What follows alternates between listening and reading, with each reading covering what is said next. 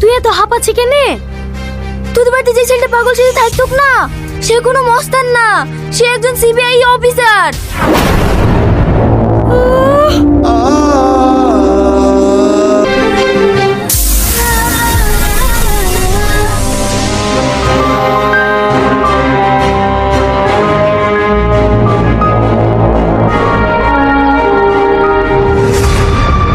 আমি তো ভাবতেই পারিনি ও একজন সিবিআই অফিসার।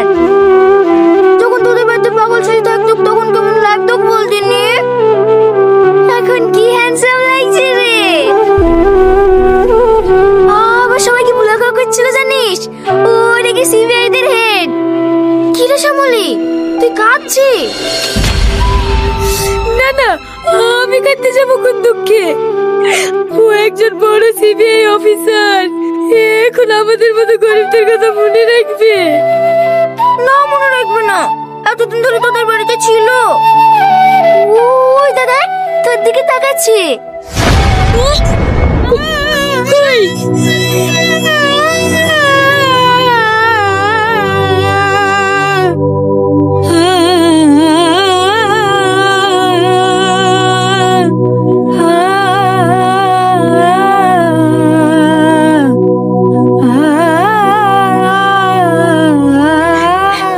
হ্যাঁ ঠিক ধরেছি, তুই ওকে ভালোবেসে ফেলেছিস তাই না?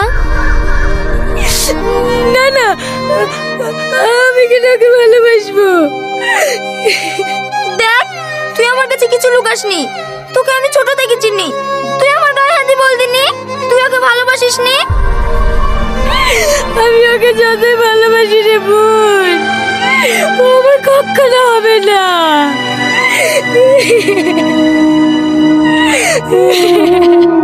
আর 2 ঘন্টা বাদ দিয়ে তোর বিয়ে, আর তুই এখানে চুপচাপ বসে আছিস যে?